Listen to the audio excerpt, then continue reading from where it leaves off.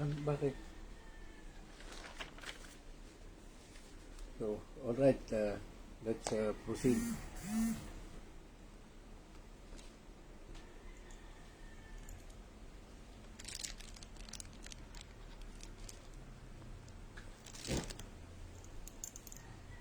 Remember, let us now go to some specific crimes in the Revised Penal Code, Book 2. Actually, when I teach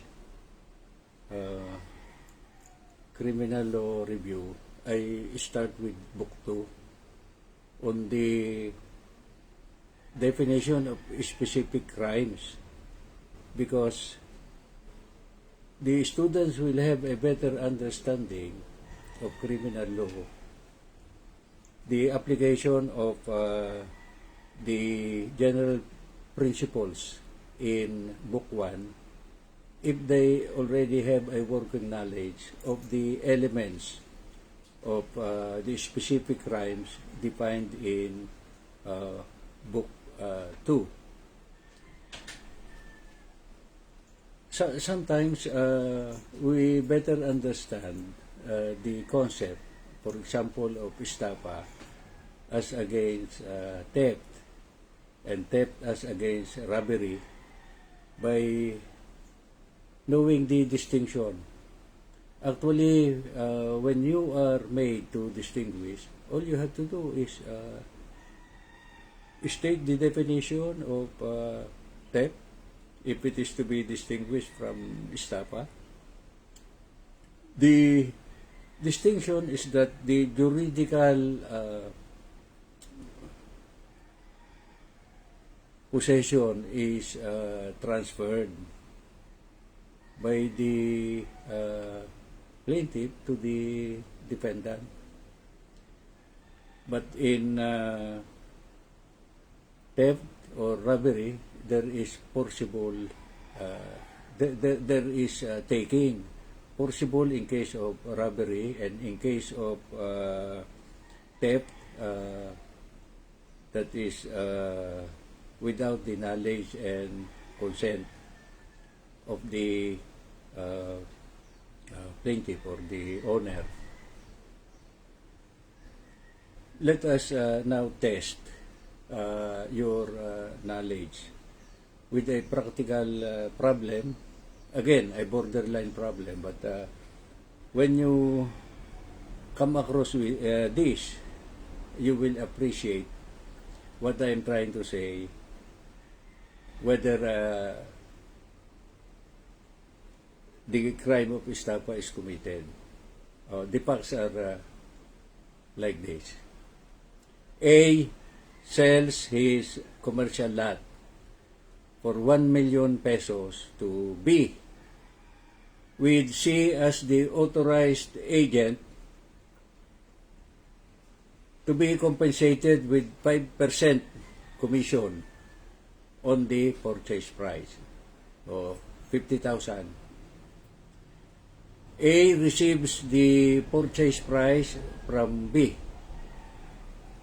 and instead of giving 5% commission of 50,000 pesos to C, A uses the 1 million to buy another property.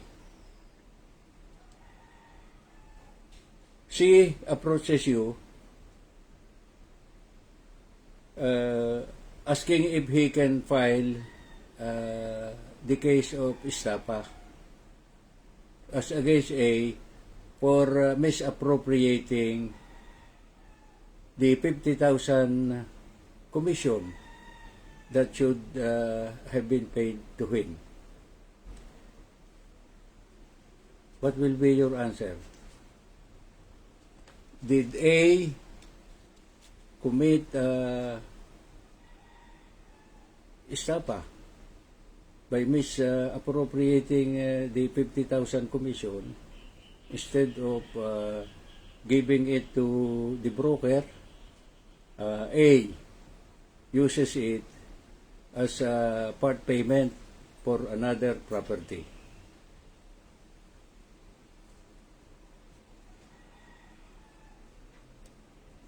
The principle in estafa is this: where there is a contract, a civil contract, breach of contract does not constitute estafa. It is only civil in nature. Example, A gets 10,000 pesos from B on the agreement that he will deliver 10 kabans of rice. A fails to deliver the 10 kabans of rice. Is he guilty of estafa? No, because the contract is purely civil in obligation, and there is no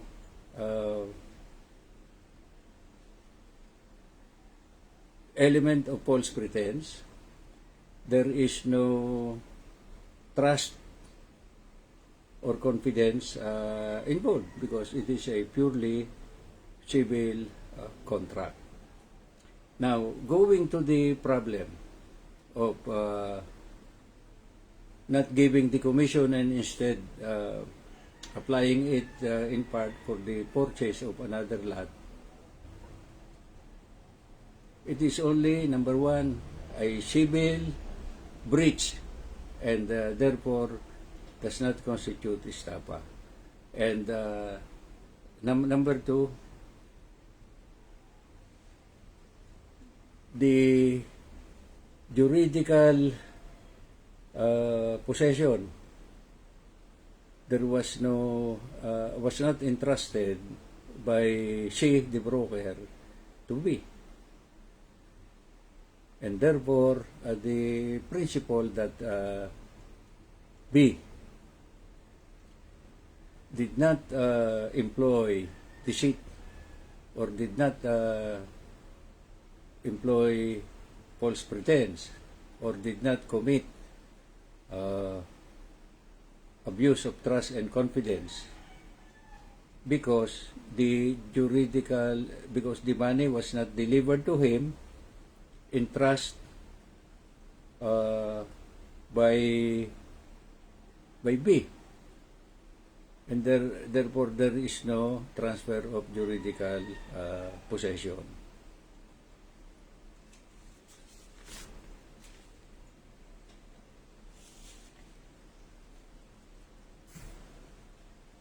Kidnapping.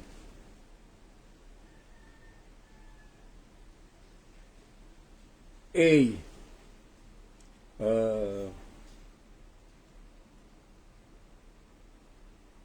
picked up B to bring him somewhere for the purpose of killing him. Question. B was killed. Is there a complex crime of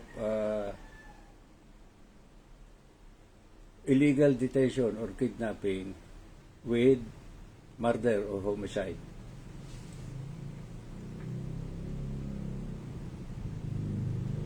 The ruling is that if the purpose is to kill him, then the kidnapping is only incidental. There is no kidnapping, because the main purpose is to kill.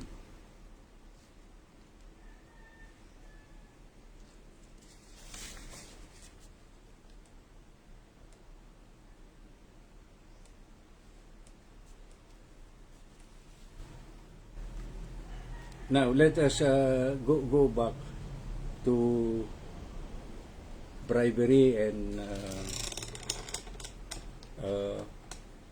corruption of public official, because to me, it really depends on how you approach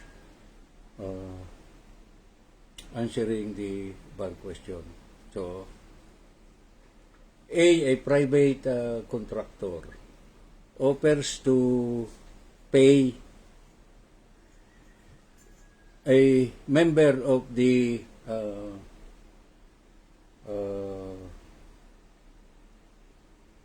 an employee, what do you call this committee, that a member of the bid committee in the Department of DPWH, he paid 1 million pesos to be member or chairman of the award committee, so that the project to build road and bridge in a particular town would be awarded to A. Now, let me repeat the facts. A agrees and accepts the 1 million from B. What is the crime or crimes committed by A and B?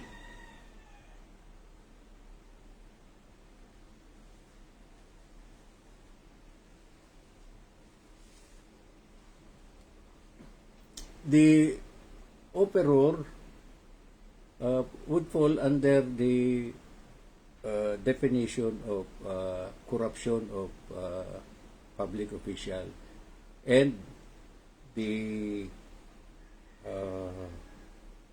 public official who accepted the bribe and agreed to commit an illegal act is guilty of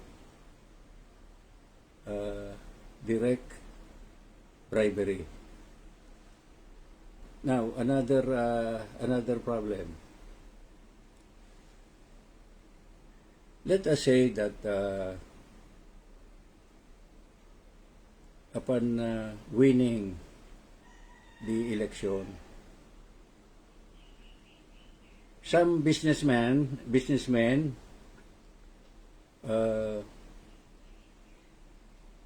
sent gifts to the president without the president asking for it.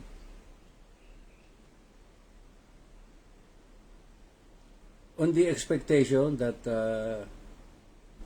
his projects, that is the projects of the businessman, may be favorably acted upon. The crime committed is indirect bribery, because the gift is by reason of one's office.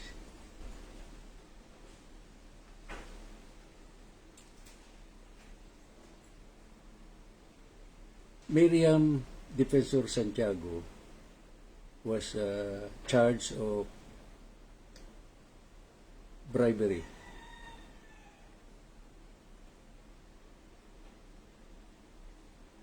Maybe it's indirect bribery. That was the charge, but that was dismissed. On the occasion of a Christmas party,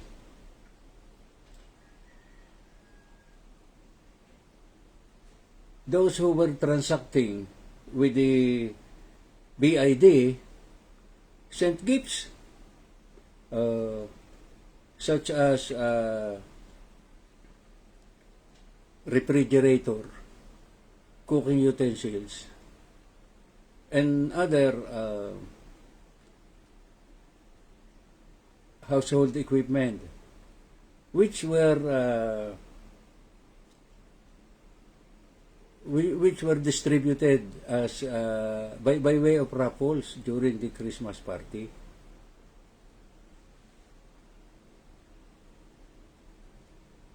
She was acquitted. Now, question is, as a hypothetical question, did she commit indirect bribery?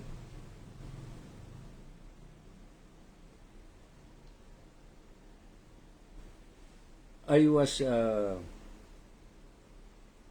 consultant of a high-ranking public official. Somebody was donating a plane. And he said, "Can I accept this without being guilty of bribery?" And I said, "Yes."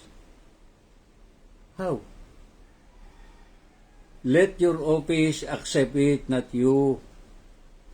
And I have a Secretary of Justice opinion penned by Franklin Drilon that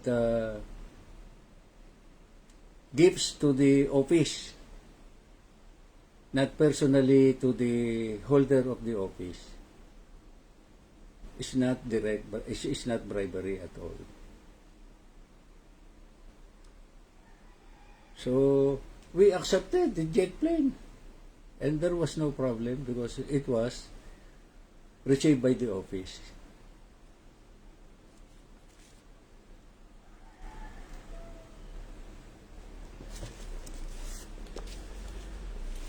Now, the coverage, let us see, the special penal laws. Anti-child pornography, Section 3, 4, and 5. There is a definition of who is covered here and what are the offenses punishable. And this has relation to pornography involving children. And then there is Anti-Photo and Video Voyeurism Act of 2009.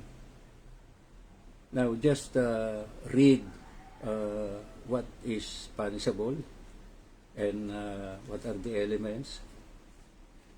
And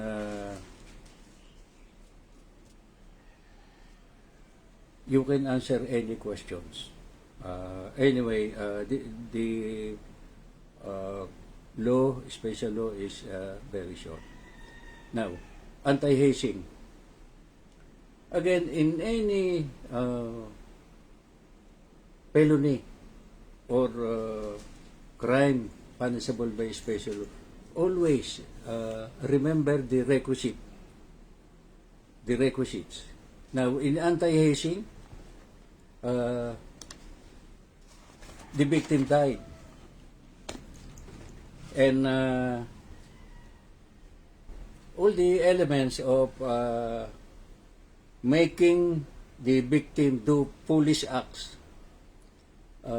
degrading his business, insulting him, are all present.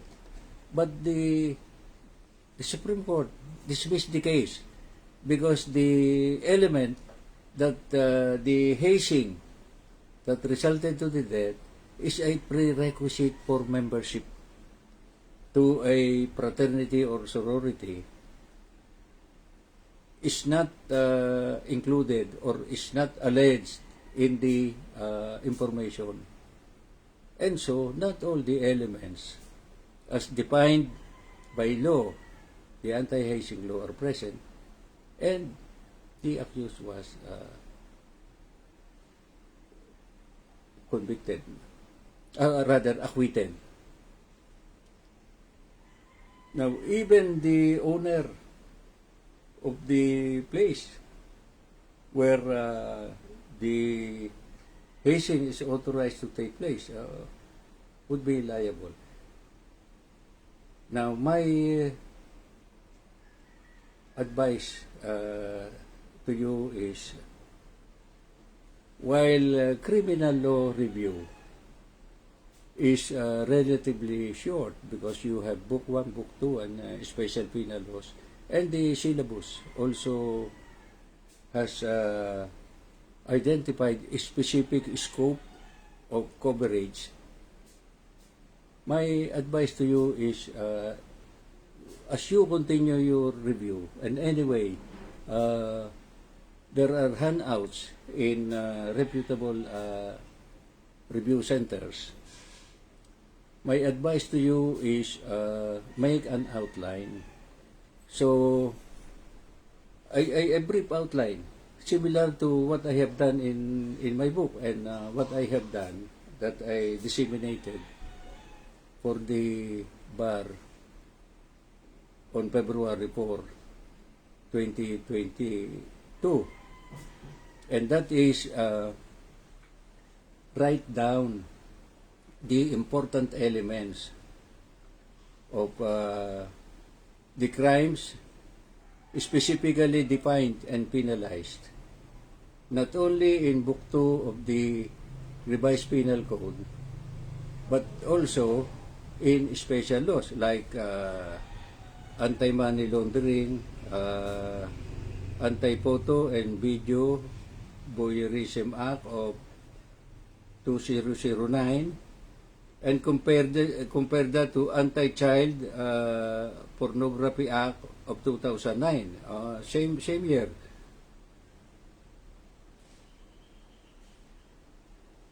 Now, anti-money laundering is included because this is an important aspect of criminal law under special penal laws, the Anti-Graft and Corrupt Practices Act.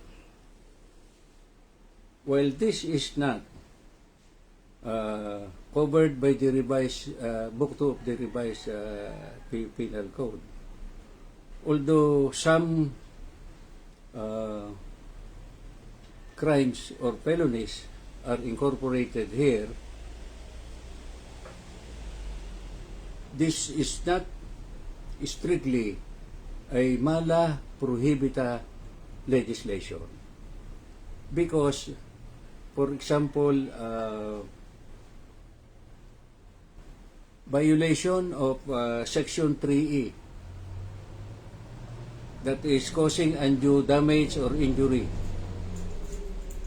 to any party, including the government, through falsification of public documents. The definition of falsification of public documents in the Revised Penal Code are incorporated here.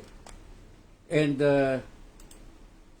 to my mind, the violation of the Anti-Graft and Corrupt Practices Act, like entering into contracts manifestly disadvantageous to the government, or giving undue favor or benefit to any party, or causing undue damage or injury, including the government, in the exercise of functions, official functions, through negligence or manifest bias and prejudice, and the means of committing violation of Section 3E is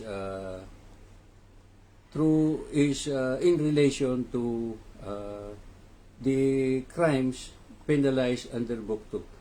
But in the prosecution before the Sandigan Bayan, there are two crimes being prosecuted for the same act of, let us say, falsification, because there are two offenses arising from the same act. And if you will read the Anti-Graft and Corrupt Practices Act, criminal intent is a requisite, and it is a defense, because the crime committed is inherently evil, and criminal intent is incorporated in the definition as an essential ingredient or element of the crime. Now, let me go back a little bit to violation under the Central Bank Act, BSP law. where there is, for example, fail to make a report, or let us say dorsary, that is loans to directors, officers, and related without complying with the law, for example. Now, all these violations require malice or willfully committing, and so criminal intent is a requisite. And unless that is proven, there is no crime. And there is one very important principle in criminal procedure, and that is the doctrine of primary jurisdiction. Under the charter of the BSP, the new charter, before criminal prosecution under the BSP law may be done, or penalty may be imposed, there should be compliance with the procedure. And for example, closing a bank. You cannot just close a bank because you want to close it, because there are certain procedures spelled out that you cannot just close a bank without an investigation and giving due process to the respondent. And that comes in under the doctrine of primary jurisdiction. Now, it means that where there is a civil or administrative case filed ahead,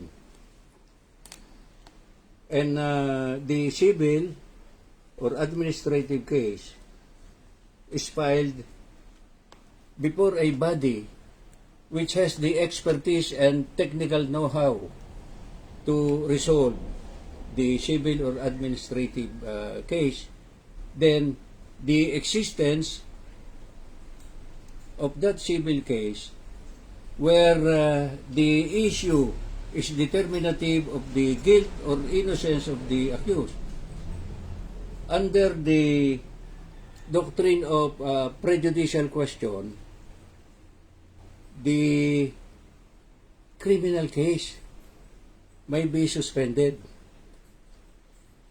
And in one case that I am handling, where there is a pending case involving the issue that is involved in the criminal case, and the administrative case was filed ahead, I filed a motion to dismiss for lack of jurisdiction. Why? Because in the meantime that the civil case has not been resolved, or the administrative case has not been resolved on an issue which is determinative of the guilt or innocence of the accused, the filing of the criminal case is premature. And therefore, it is a ground to dismiss an information, because if it is premature, before the resolution of the administrative case or civil case, there is no basis, there is no probable cause, there is no basis to proceed with the criminal case. And so I am interjecting lack of jurisdiction, because if there is no probable cause, in the meantime that the civil case has not been resolved involving prejudicial question, then there is no basis to prosecute. But then, that is a new theory.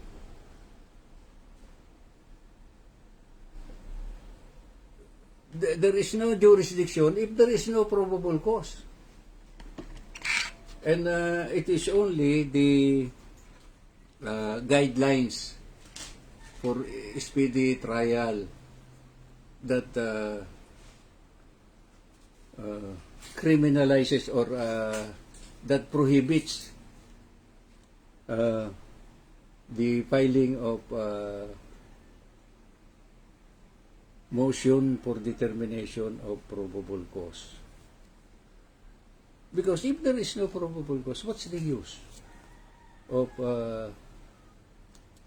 trying the case? And besides, it is provided specifically by the Bill of Rights that no warrant of arrest shall issue except upon personal determination by the judge of the existence of probable cause. Even if that is not incorporated as a ground to quash the information by constitutional provision as a matter of sacred Bill of Rights, and also as a as implemented by Section 3, Rule 112, that lack of probable cause should, as a matter of course, be a ground for the judge to dismiss the case. But now, what happened now? Under the guideline for the rule on speedy trial, the judge must determine within 10 days the existence of probable cause. So what are they doing?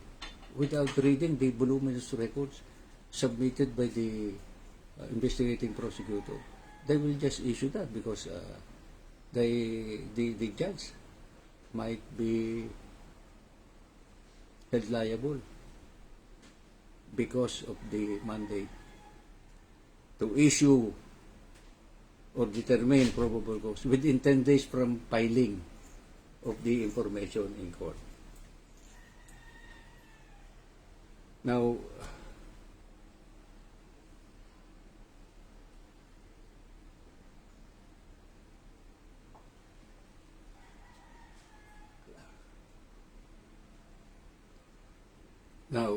while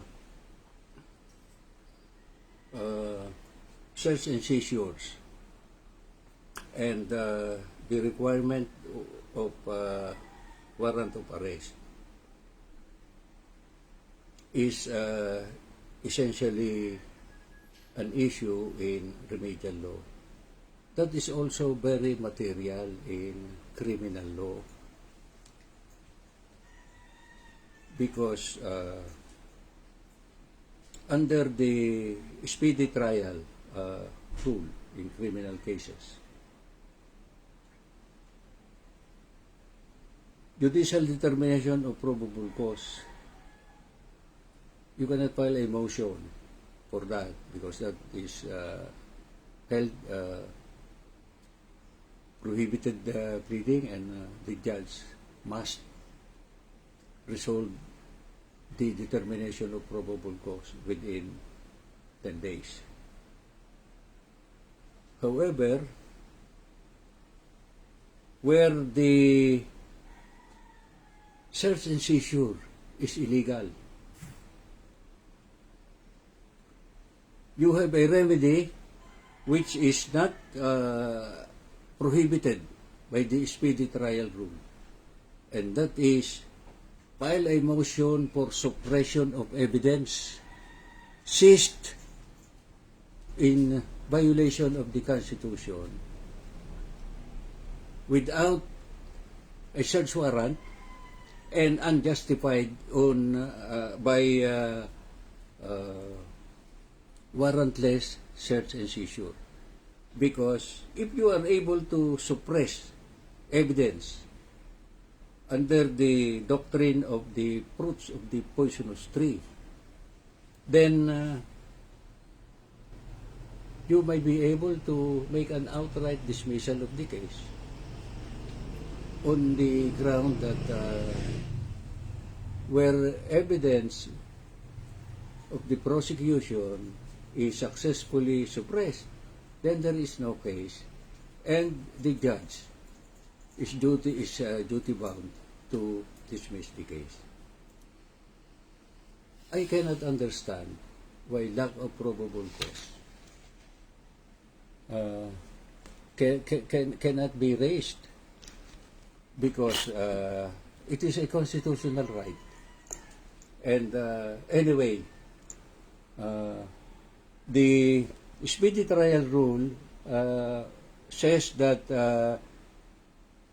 there is no need for motion for determination of probable cause, because the judge anyway will make a determination before issuing a warrant of arrest or dismissing the case. Now, what is the matter? What is wrong with the practice to make a manifestation that there is no probable cause by discussing the evidence for the purpose of consideration by the judge within 10 days whether there is really probable cause or not? Now, if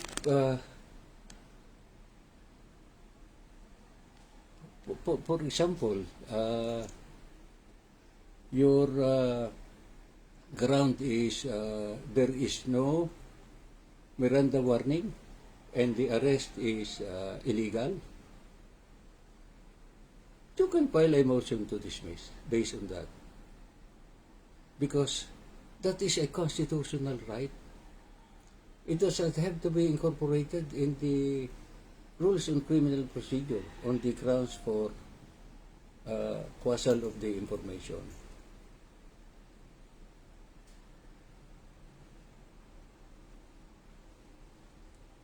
Now, I will not discuss what is not included here. Extinction of criminal liability. Criminal liability may be extinguished by prescription. Prescription of action, prescription of penalty.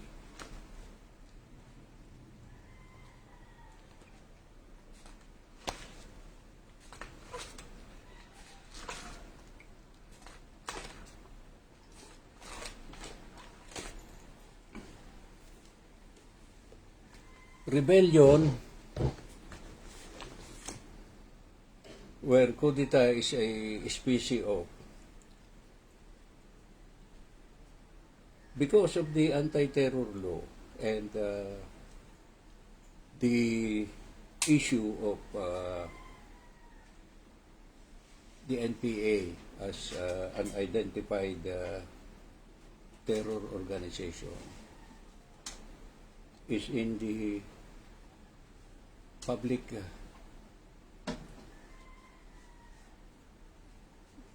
view. Let us consider the intricacies of the ground of rebellion and coup d'etat.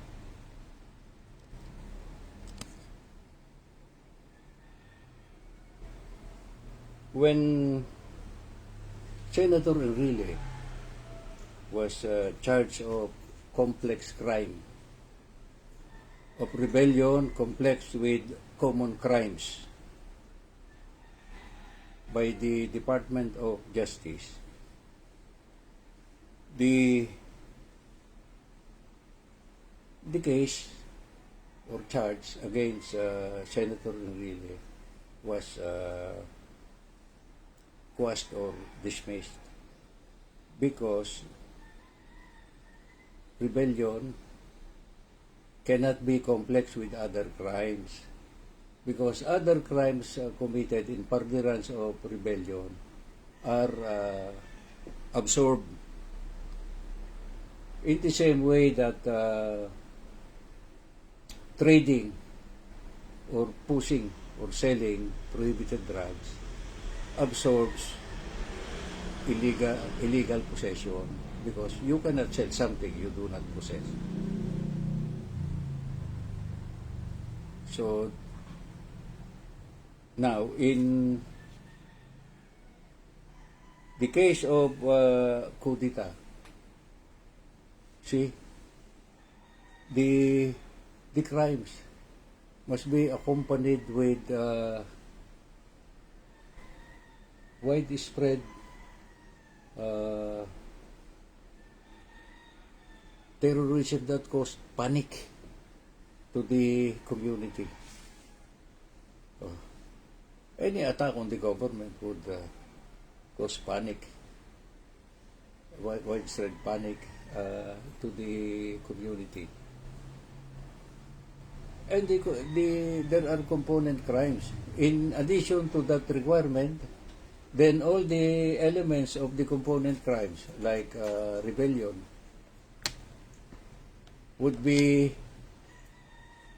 should be present. And this is an example not of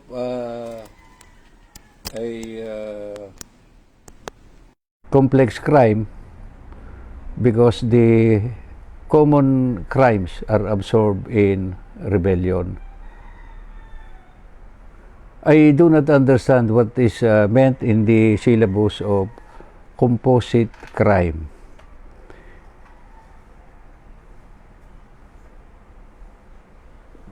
Maybe it refers to the second kind of a complex crime, where the commission the commission of an act is a means of committing another crime. There are two crimes involved. One is a means of committing the other, but it is a crime by itself. Only the penalty corresponding to the higher offense shall be imposed in its maximum term. Or maybe what is meant by composite crime is where, for example, the crime of coup d'etat, it may be considered composite because there are crimes that are included in the elements of the definition of coup d'etat.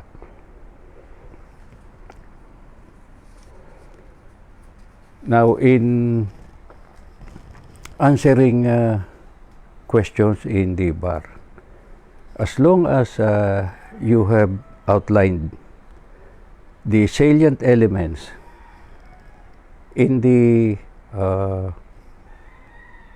syllabus of coverage, you can answer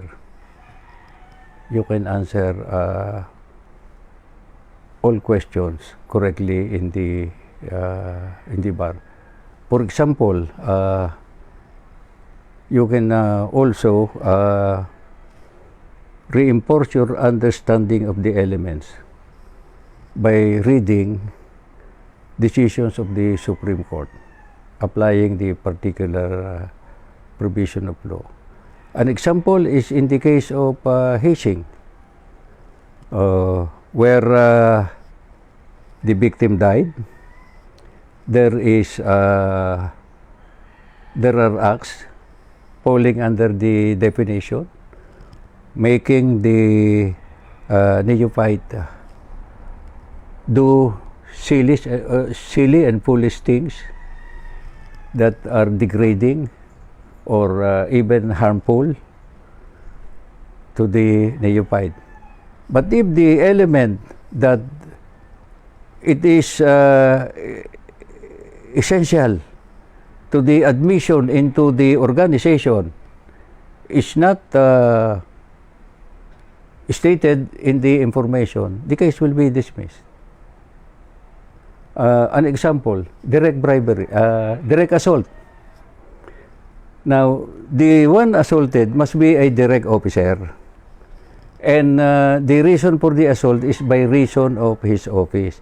And it does not matter whether the motive occurred long time ago, as long as it is by reason of his office. And then there is an assault, and the one assaulted is a person in authority, as distinguished from an agent coming to the aid of a person in aid of authority. One tricky questions given in the bar was that a judge who incurred the ire of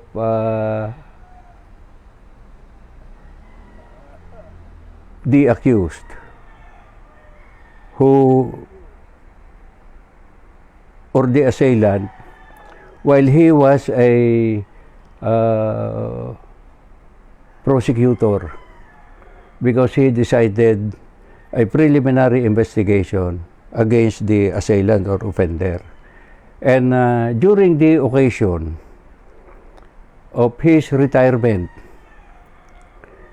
he was assaulted. And the question is direct bribery committed?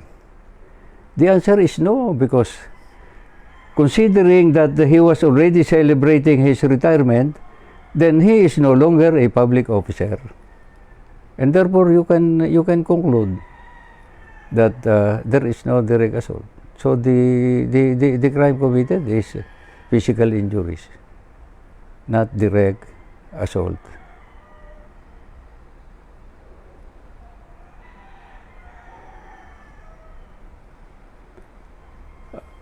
Another makbar. The husband, in an altercation with the wife, slapped the wife and boxed her. The wife, who was pregnant, suffered an abortion. What is the crime committed? Unintentional abortion is committed when by force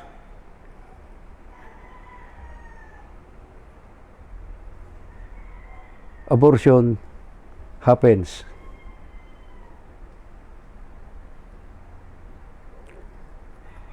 Can he be charged of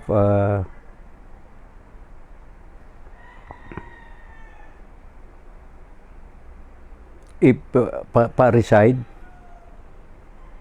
committed on the wife, a complex crime of parricide with an intentional abortion?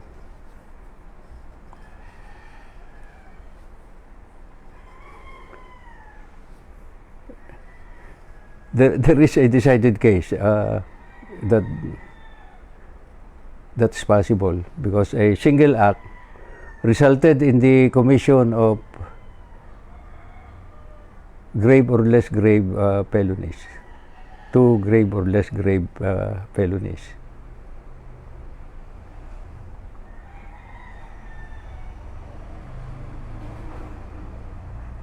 Unintentional abortion by force. That is the definition of unintentional abortion. True, false. True. Now, the crimes under the Anti-Graft and Corrupt Practices Act, maybe plunder may be included here, where the amount involved is more than 50 million, and there is malversation that is covered by the Anti-Graft and Corrupt Practices Act, where the respondent or the offender is a public officer.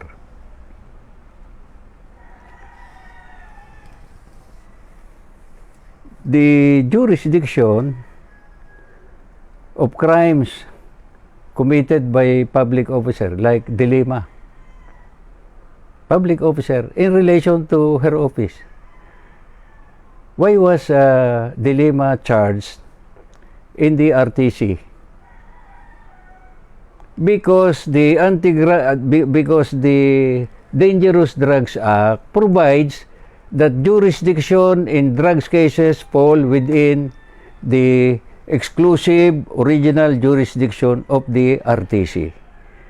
So we have the rule of interpretation which is included in the coverage of the exam here in the syllabus, that the special provision prevails over the general provision.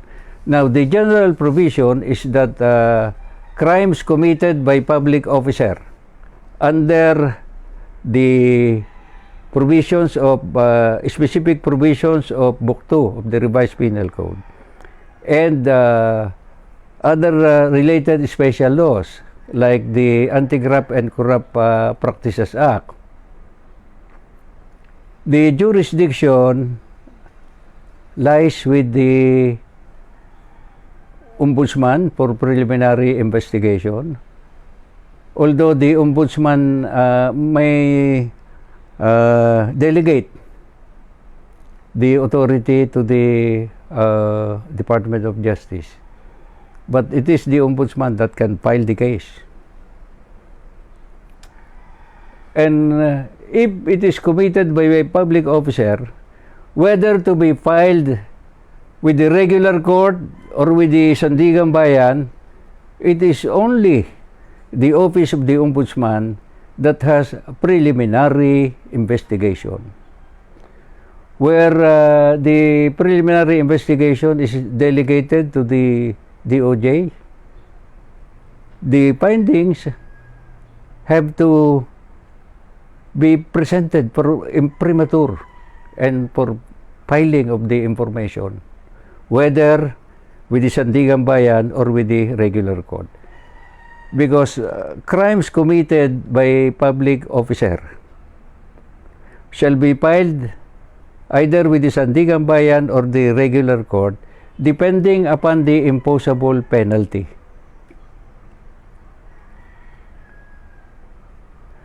So, whether jurisdiction is with the regular court, still the preliminary investigation by express provision of the Ombudsman law belongs to the prerogative of the Office of the Ombudsman. Now, one area in under the Anti-Graft and Corrupt Practices Act is Section 13 of the Anti-Graft and Corrupt Practices Act on suspension of public officer. And the Supreme Court, in the latest pronouncement, held that upon the filing of the information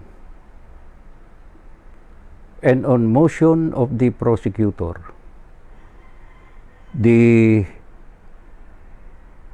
accused, who is an incumbent public officer, must be suspended for 90 days.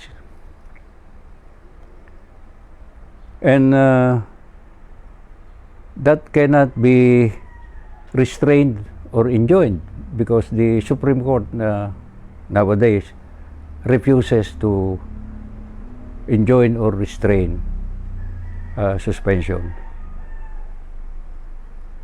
The only requirement for suspension to be meted out by the Sandigan Bayan is that the validity of the information must be established by the prosecution. Now, how do you attack the validity of the information? You file a motion to quash. And if it is denied, you go up on certiorari under Rule 65 on grave abuse of discretion. And while the validity of the information is at issue, I believe that suspension should not be meted out as a mandatory duty. However, my statement or opinion runs counter to the pronouncement that it is mandatory and ministerial.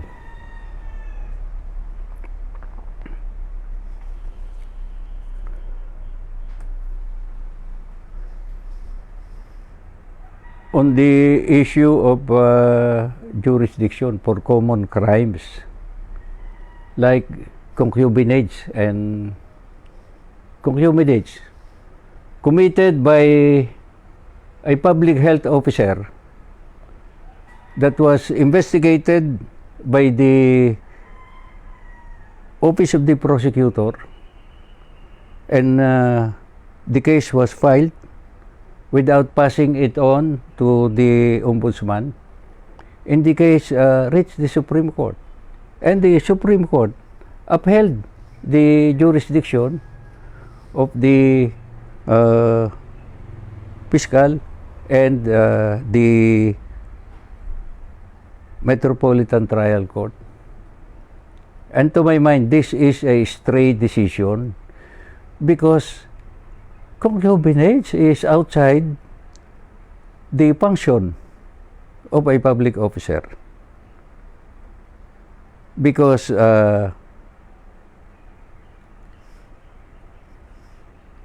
it has no relation with the performance of his official duty. But anyway, that is still an issue. And again, sharing with you the defense, whether it is mala prohibita at not mala inse, as for example, violation of the Magna Carta of teachers. So, for example, an illegal act is committed by an officer in the Department of Education, let us say a supervisor, and he is charged for preliminary investigation by the Office of the Ombudsman, and the Office of the Ombudsman filed a case with the regular court.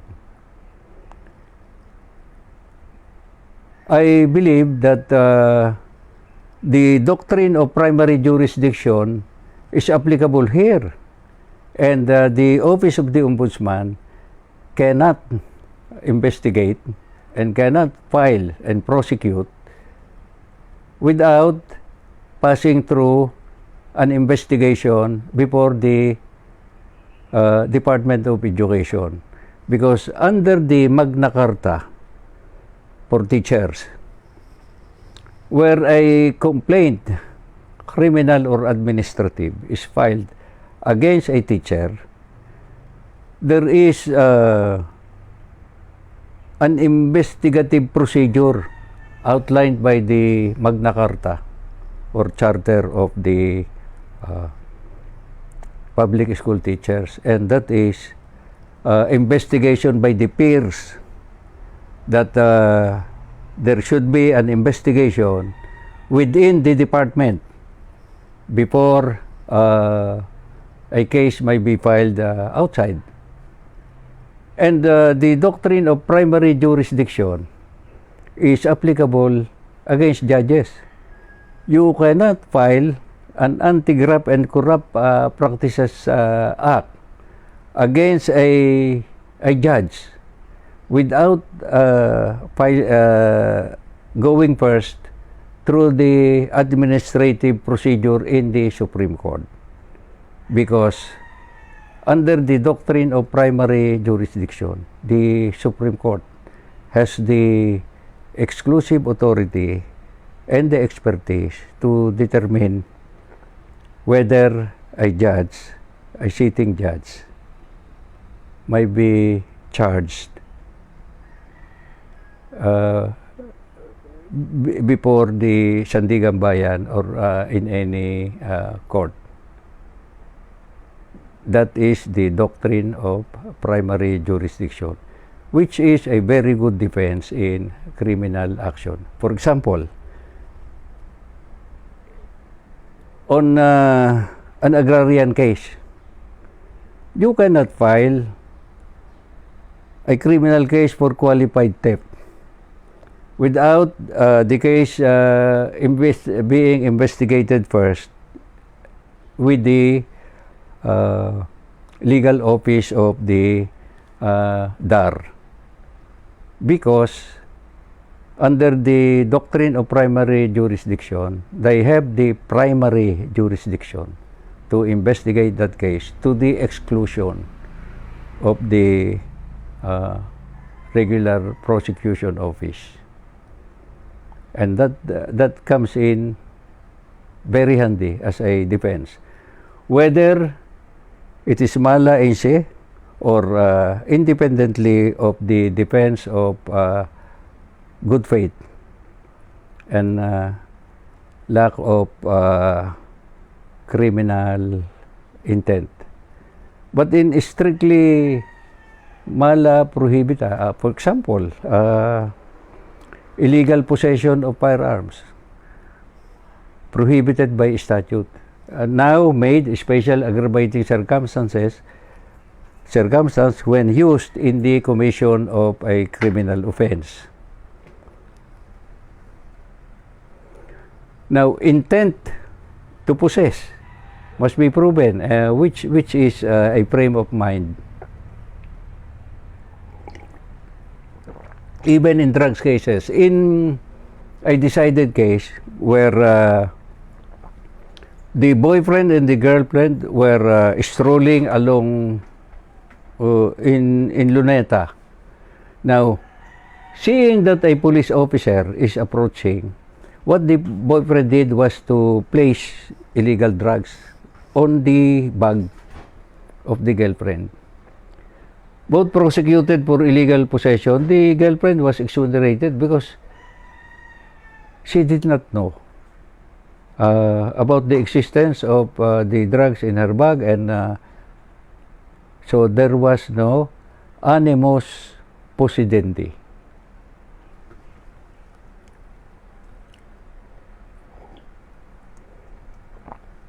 Now, I have an additional comment on the doctrine of constructive possession, both in illegal possession of firearms and illegal possession of drugs,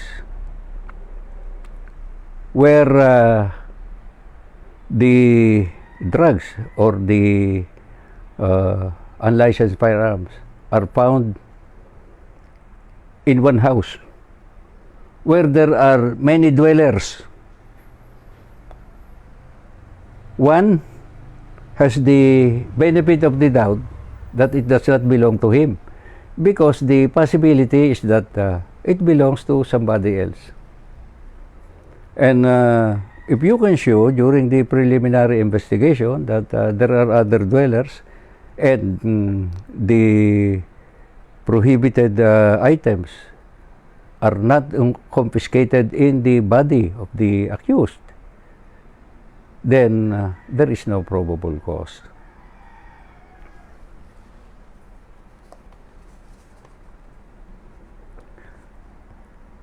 Anti-Money Laundering Act.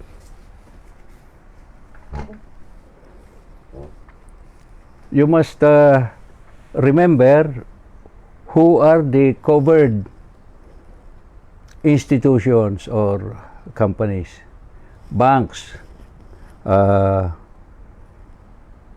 insurance company, and brokers. Any deposit exceeding 500 pesos in the United States, $10,000. In excess must be reported to the Anti-Money Laundering Act.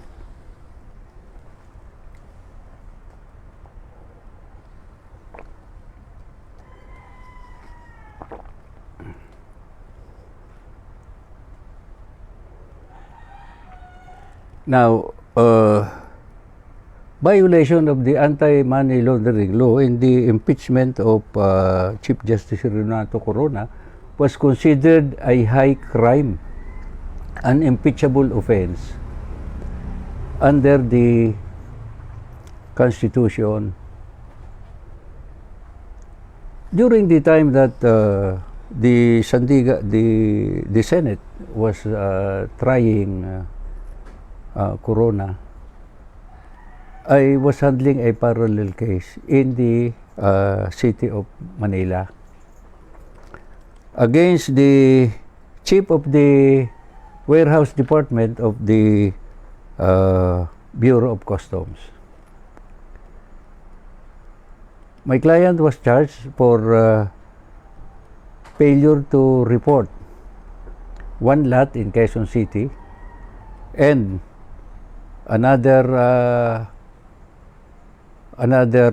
property still in the possession, still registered in the name of my client, but already sold out 20 years ago, but the tax declaration was not transferred. So for that, she was charged, and I was able to acquit her on the ground that there was no criminal intent. Because the truth is, it was already sold, and we were able to retrieve from the archive the ancient document. And I said that it is a light offense. Is there a penalty for failure to include something in your SALN? It's not a crime. How much more can it be?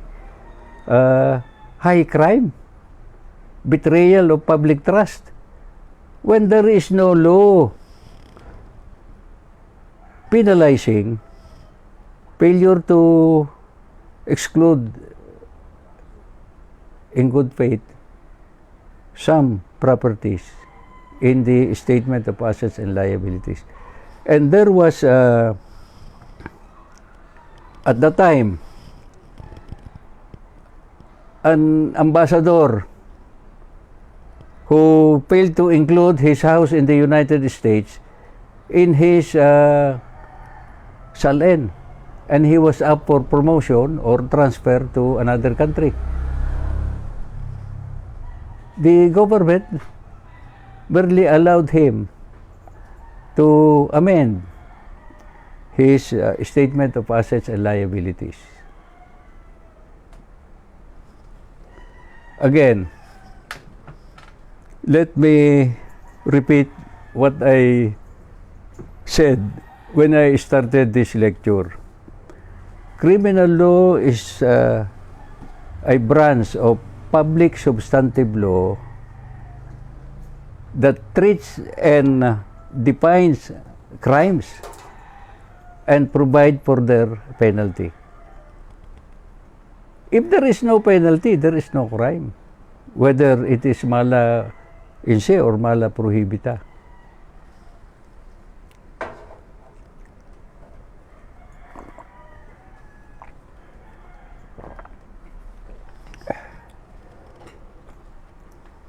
What do you mean by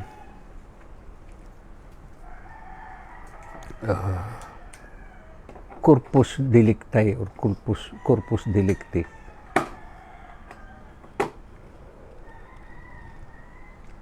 Let me ask, in the case of Laila de Lima, where are the drugs involved? Where?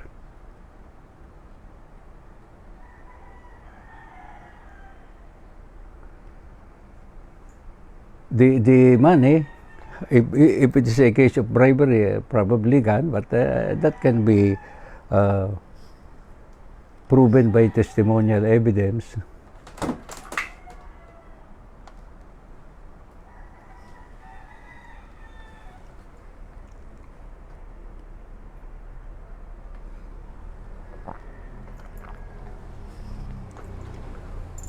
Retraction. You know, under absolutory cause, that might fall under the syllabus, retraction. What is the effect of retraction? A retraction is viewed by the court with stringent consideration because it can easily be fabricated and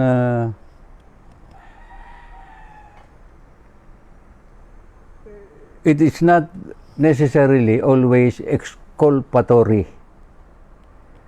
But if the retraction is proven by convincing evidence, then that might be considered.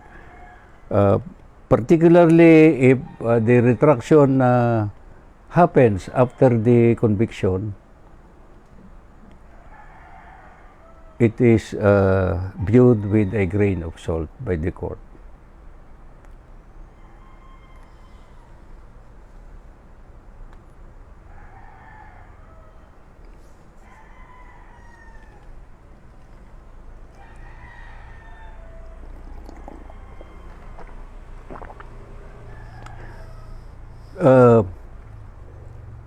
It is not specified here what are the absolutory causes, but one is the one that might fall under this is instigation as compared to interruption. And this is usually involved in drugs cases. So entrapment operation, there is really a crime going on, and the entrapment is set up by the law enforcement officers. But in instigation, the crime would not have been committed if not instigated by the police enforcement or any enforcement agency, and so instigation is a defense.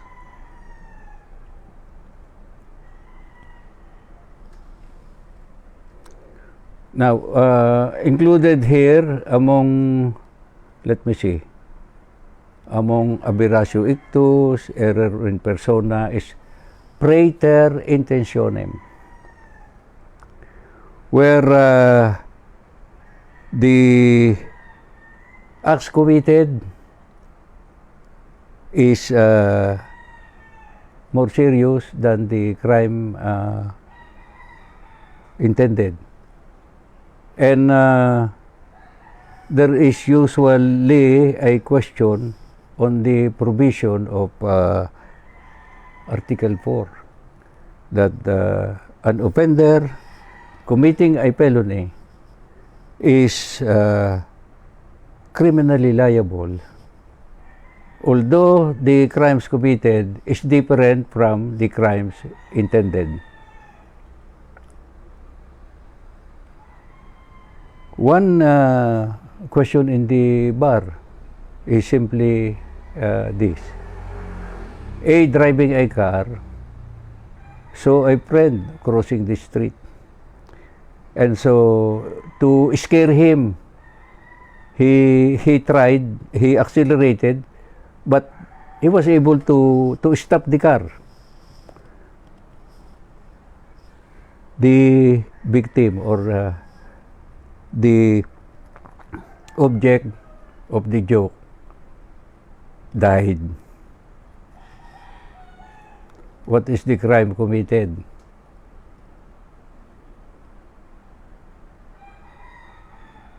Homicide. Now, intent to kill is a distinction between physical injuries and attempted or frustrated homicide. In attempted or frustrated homicide, there must be intent to kill. In physical injuries, intent to kill is absent. Intent to kill is presumed when the victim dies.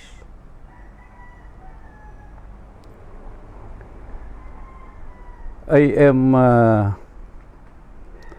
wondering whether criminal prosecution may be based on mere presumption, because that is anathema to the requirement of proof beyond reasonable doubt, and contradictory to the presumption, constitutional presumption of innocence.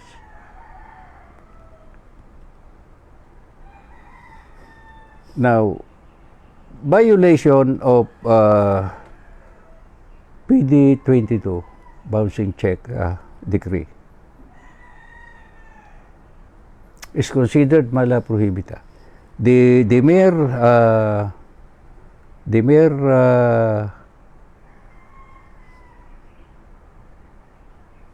commission of the offense consummates the crime, but that is a general rule and should be taken with a grain of salt, because even if the check bounce, if you can disprove the elements of the crime, then there is no crime. And what is that? That the check is issued in payment for account or value. Where the check is issued to a hostess for meretricious services, that is for an illegal consideration. You will not be liable if the check bounced. Where the check is issued by a corporation which is under corporate suspension of payments, and therefore the payment of all liabilities are suspended by provision of law. Even if it bounces, you will not be liable, because what is that? Is that an exempting or justifying circumstance? The reason is caused by insuperable cause, exempting. Insuperable, because the check cannot be cleared because the issuer is under suspension of payments. Now, one case which I feel is important enough to be mentioned here is where the check is issued by a company. Notice of dishonor or notice of dishonor must be given to the officers in writing, to the officers who issue the check, and notice to the corporation is not sufficient notice. In the violation of bouncing check law, where the corporate check is of course signed by the officers who issued it, and therefore are made respondents, there should be written notice not only to the corporation but also to the signatories of the check.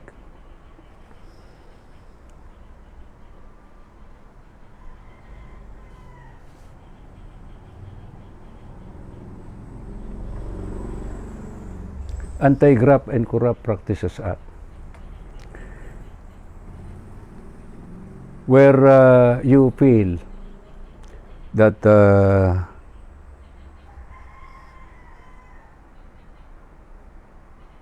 let us make an example. Let us say that you are a businessman. You already agreed to pay an amount for a business permit. It was accepted, it was paid, but then it was withheld because the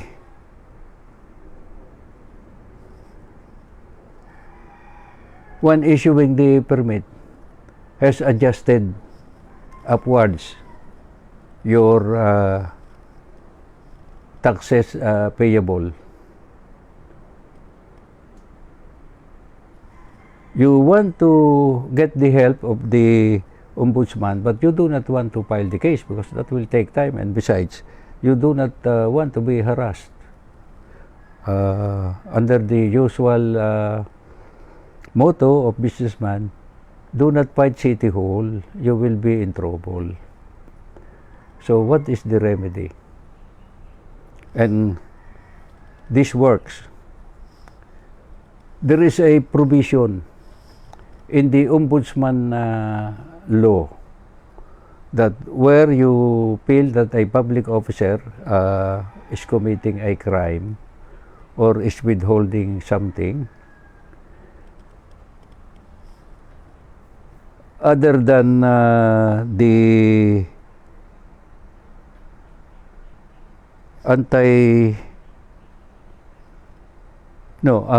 let me continue. There is a provision in the ombudsman law that short of filing a case, you can ask for assistance. If you are being treated illegally by a public officer, you can ask for and then you just write a letter, go there and ask for assistance. It is within the authority of the office of the ombudsman to assist you. And so the office of the ombudsman will call the hearing public official and say, what's the matter? Why is there a request for our assistance? And in most cases, you get what you want.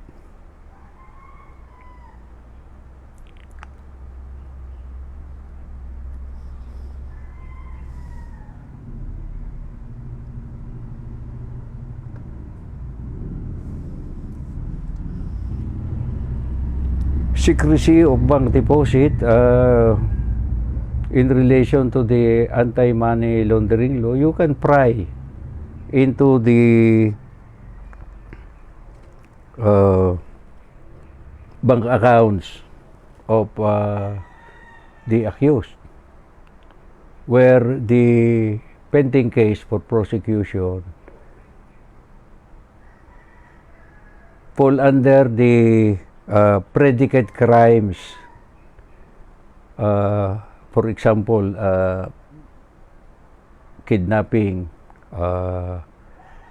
wetting, illegal gambling games,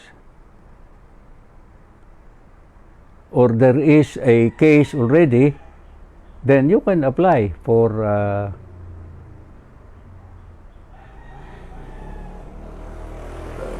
verification of bank accounts of the respondents in any of those cases where the crimes under prosecution constitute predicate crimes like coup d'etat, rebellion.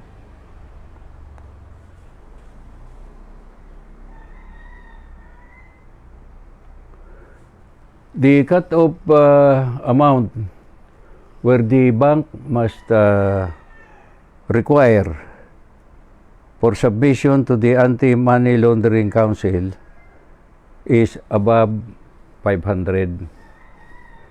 In the United States, above $10,000. So, corrupt officials here who are hiding money there would just make a deposit checking account, so there will be no interest, and the account will not move. They will make it less than $10,000 less, might be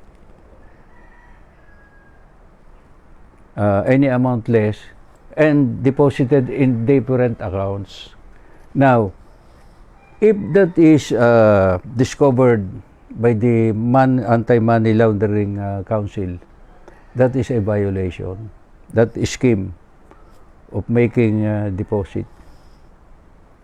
Now, it does not matter that the account is bigger here than 500,000, as long as you can support with documents.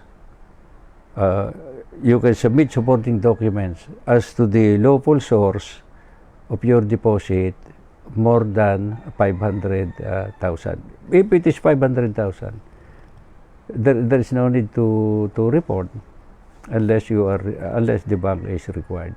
And the covered entities are banks, insurance companies, and brokers.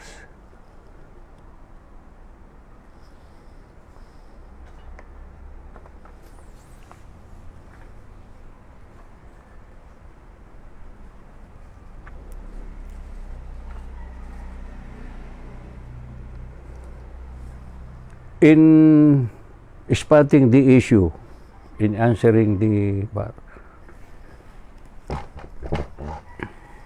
you will find the issue in the questions in criminal law. What is the crime or crimes committed?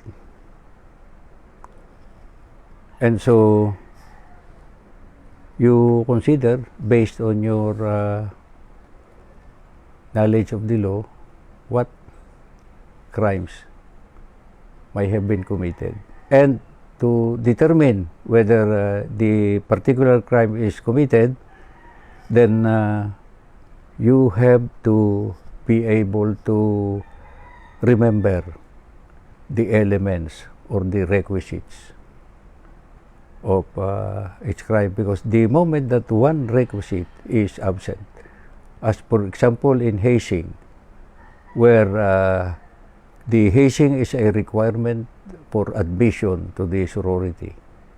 If you fail to state that, then the crime of hazing is not committed. And the elements are determined from the facts given. And one word of advice: do not change the facts. And the answer, it depends. Sometimes may be necessary, but in mostly, the facts are given in the problem, and so you should be able to identify the material facts to fit in all the elements. And some facts are deducible from the given facts. For example, in that case for direct assault, the judge was celebrating his retirement, so he's not a judge anymore, and the crime committed would simply be not direct assault but physical injuries.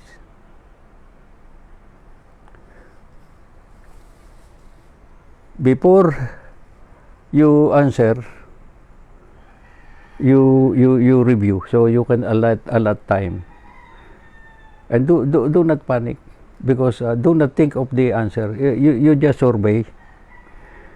When I took the bar, I was always ahead in submitting my test booklets, because I write very fast.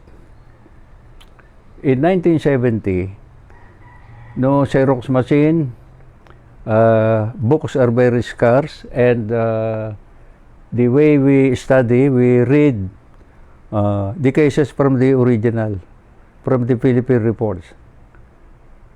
And so we are scrambling to be able to read, because in one subject we are assigned 50 cases to read. And so that forced me to be a speed reader. And I have some materials on speed reading, how to memorize, and the art of listening, because it is an act of courtesy and politeness to listen, and how to take down notes. But anyway, my number one tools when I am teaching bar review, because the coverage is so wide, is to require my students to outline in a separate notebook the important provisions that I will identify, so that when a question is asked, they can easily remember. I have my outline, which I will be able to share with you before the pre-week. I will start working on the outline, just the key phrases that will make you remember the key elements in the coverage. For example, justifying circumstances.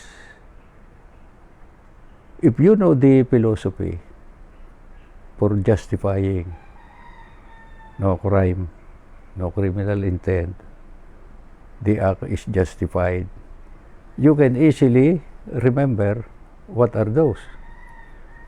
And then under exempting, because you have to remember all of them, because you might be asked in any one of them. And then in aggravating, what I do is I summarize all of them, but I put a star on what I feel is an important aggravating circumstance. For example, evident premeditation.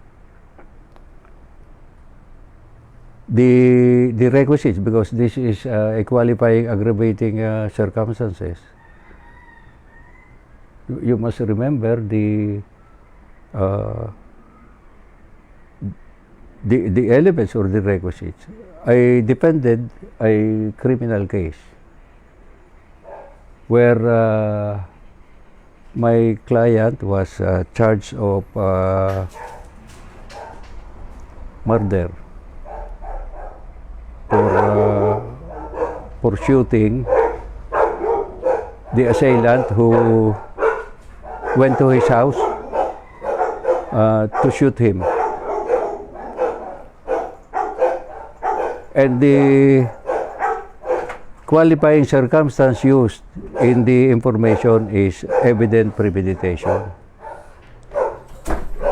The requirement is that from the time he planned what he would do, there should be sufficient time that must have elapsed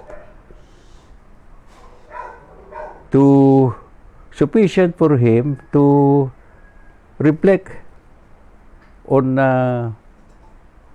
his action.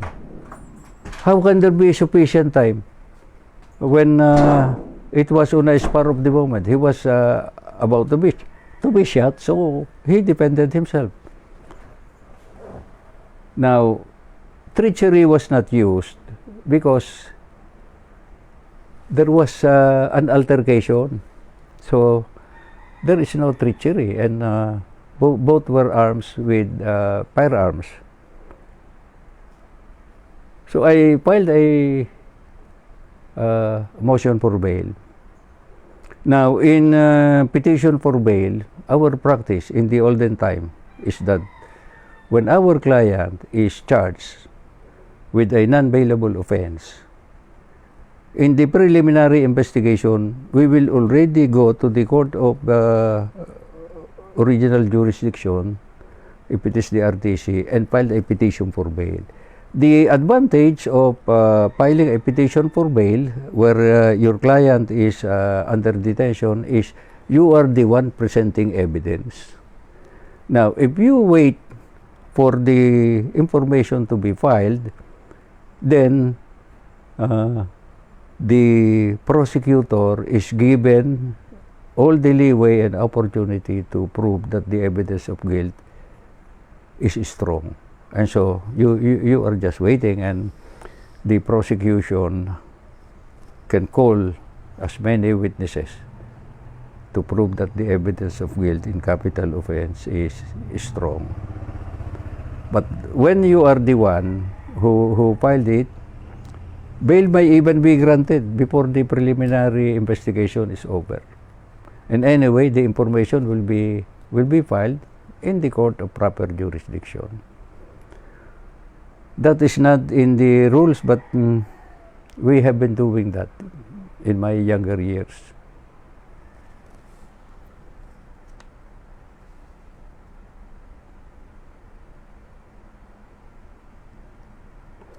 Threefold rule. Not exceeding 3 times. No, 3 times, but not exceeding 40 years total.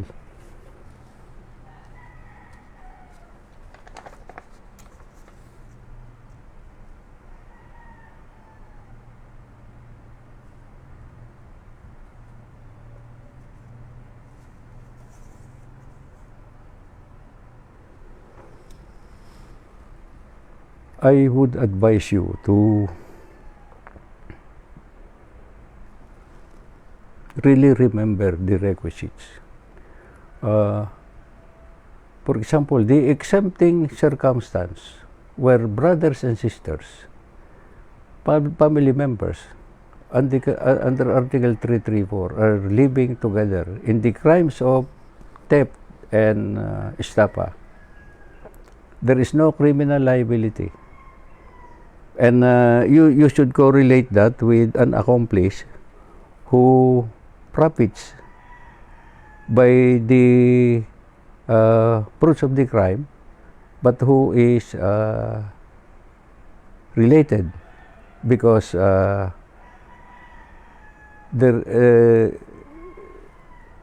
in answering the problems, you should be able to identify which provisions would fit.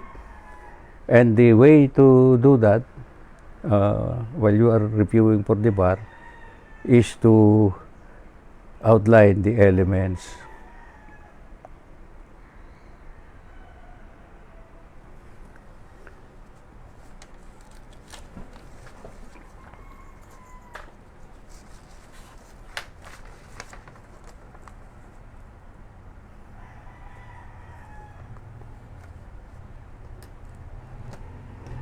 You know, the problem is in a presentation like this, you cannot ask questions.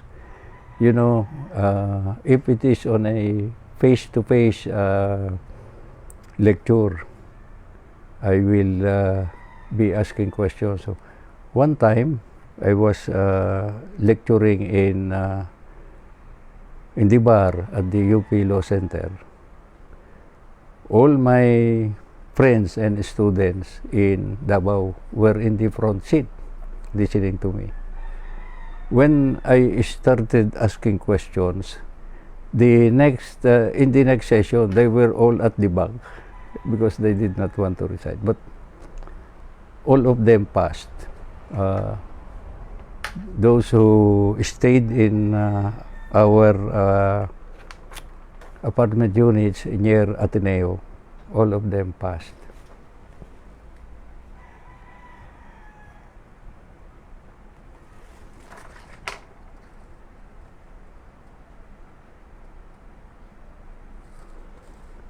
Where's the comment?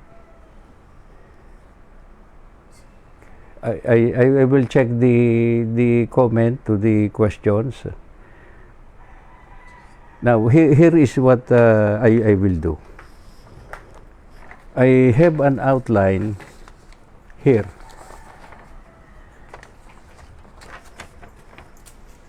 Syllabus for the 2022 bar laws and jurisprudence as of June 30, 2021. And then I listed here the coverage, and I made notes. Now, what I would like to do is to have this type and then share this with you. Yes, these are just pointers. For example, malain se, inherently evil, where criminal intent is an element, good faith is a defense. And then mala prohibita, not inherently evil, but prohibited only because punishable by statute. Good faith is not a defense. So, something like this, just pointers.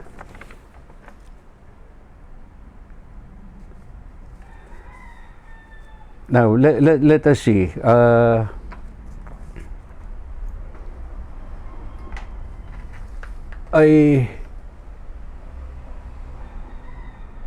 Now, let me see. Aggravating circumstance that qualify the crime from homicide to murder. And then, example, explosion with treachery. Which is the aggravating qualifying circumstance. According to the Supreme Court, it's explosion that should be used because treachery would be absorbed.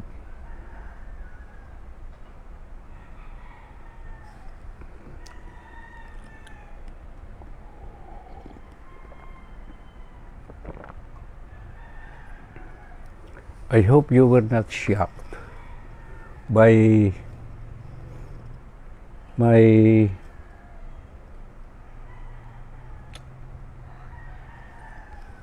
maybe shocking statement on the crime of rape, because I am just correlating that to a decided case that was quoted in this book of my son, that itinutok, dinikit-dikit is not enough for consummated rape if there is no evidence that the penis is erect. And I always include that in my handouts, those who were given handouts last year. And so I will keep doing this. Let us call it a day, and next week maybe I will wind up something when I can already share my syllabus, and then we will tackle commercial law review, because that is my forte.